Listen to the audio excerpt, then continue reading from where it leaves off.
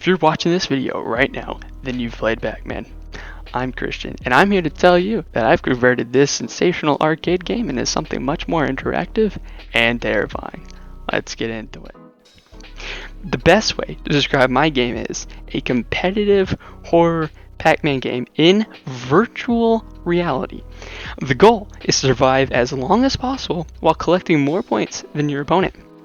So first of all, like many of you, I hate losing. It's no fun to be the loser, especially when you're playing a baby arcade game. So I decided to get back at the game by making my interpretation much more dangerous. There are two things the player has to look out for: fire pits and these uncanny yellow balls, both of which are capable of killing the player and removing half their points.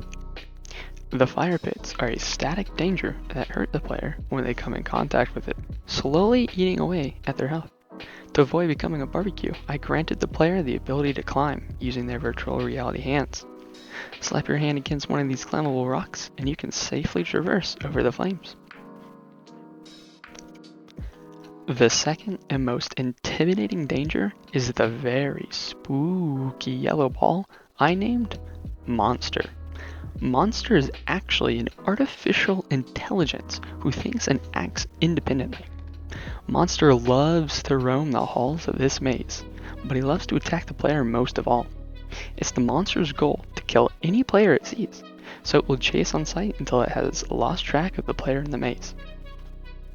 What you're about to see is a simple representation of Monster AI's behavior tree, which dictates his behavior. First, Monster AI is going to look for a victim. When he cannot find a victim, he's going to generate 100 different random locations, choose one, and travel to it. While he's traveling to it, he's going to look for victims along the way. When he finally finds a victim, he's going to determine their location and chase them. Two things can happen from this point. He's either going to reach them and kill them, or he might lose sight of them, in which case he's going to continue looking for new victims and generate random locations to move to. These dangers are fantastic for challenging the player, but no one does it better than Shooter Bad Guy Actor.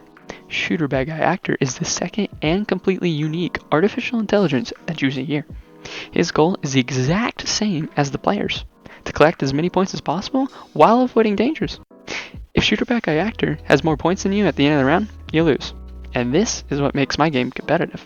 This is not Shooter Bad Guy Actor's behavior tree, but this does shine light into his behavior and thinking. I've given him patrol points on which he must iterate through and go to the next. He has to follow these points and repeat, but how he gets there is entirely up to his decision, and he calculates which route to take based on the coins and safety. So if he sees a monster, he will take a different route in order to get to his next patrol point all by himself. It's also worth mentioning that my game can not only be played in VR, but it can also be played on desktop too. This is because the character is not only rigged to be able to be controlled in VR, you can also control it with keyboard and mouse controls. Everything works the same, and this is to promote accessibility so that even people without VR headsets can play the game. So this has been a quick look at my game. If you have any questions, I've done my best to anticipate them and make 3 short videos out of it. There's one for the user interface, rock climbing, and my personal favorite, the 3D minimap. I highly recommend you go check these out, and thank you so much for watching. I'll see you in the next competition.